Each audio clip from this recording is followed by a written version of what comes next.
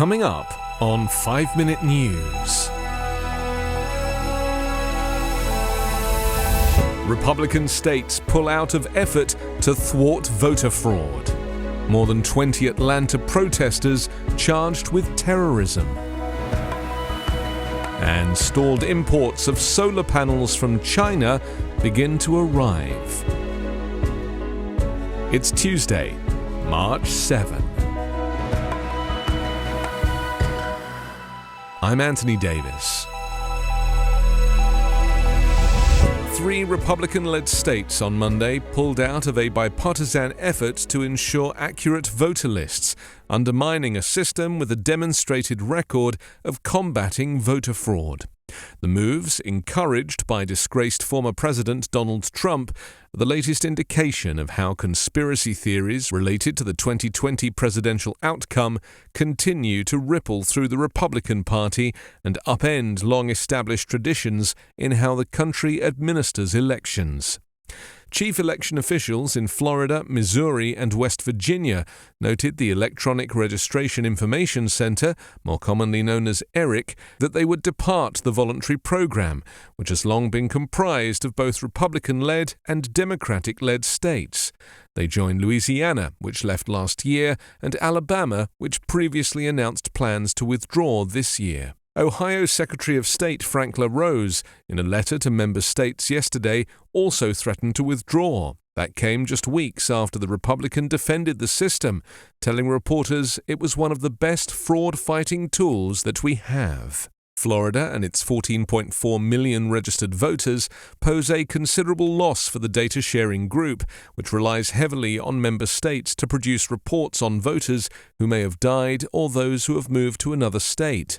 Its reports also help states identify and ultimately prosecute people who vote in multiple states. Yet the effort to improve election integrity and thwart voter fraud, which Republican lawmakers and local officials commonly cite as priorities, has become a target of suspicion after Republican states failed to discover enough fraud to change the outcome of elections in their favor.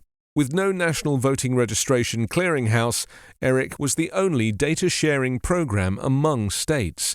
It was started in 2012 by 7 states and was bipartisan from the beginning.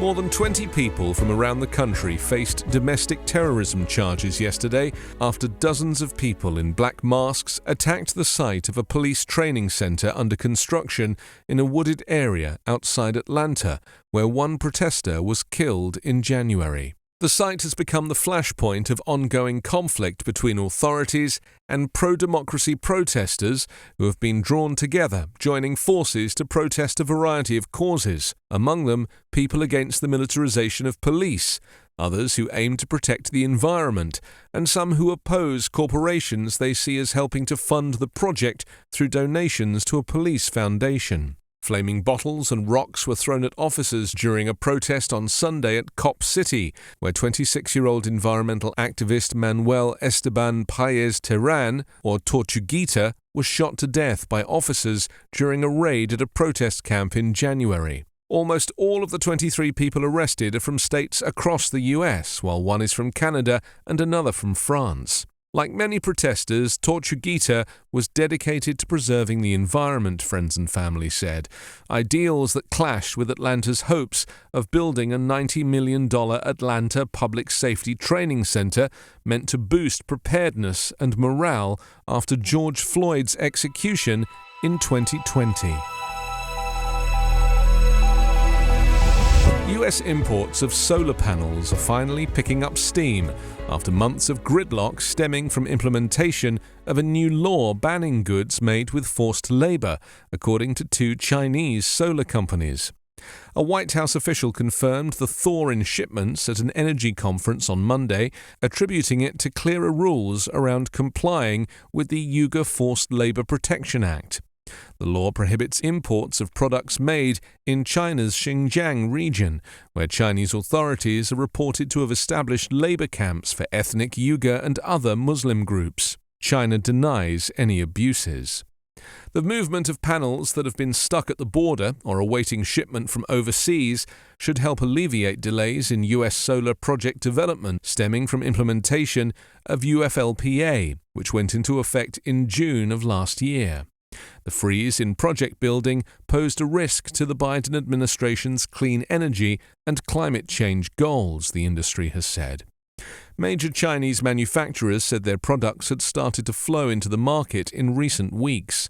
Trina Solar Company said more than 900 megawatts of its solar panels have cleared U.S. customs in the past 4 months, with less than 1% of those products being detained for examination.